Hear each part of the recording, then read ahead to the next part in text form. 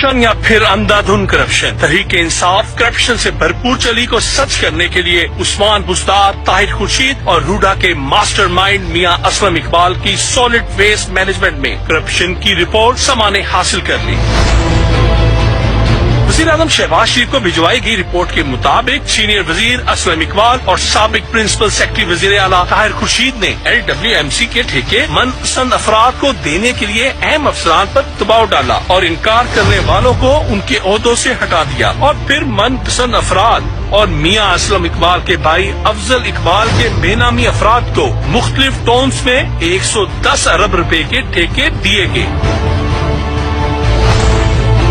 Report میں کہا گیا ہے کہ اسلم اقبال کی جانب سے LWMC میں 100 سے زائد گھوس ملازمین رکھے. وزیر اعظم کو بھجوائی گئی رپورٹ میں یہ انکشاف کیا گیا ہے کہ LWMC کے بورڈ سے بعد میں تمام غیر قانونی کاموں کی منظوری کے لیے بھی دباؤ ڈالا گیا. محمد آصف نصیر، سما، لاہور.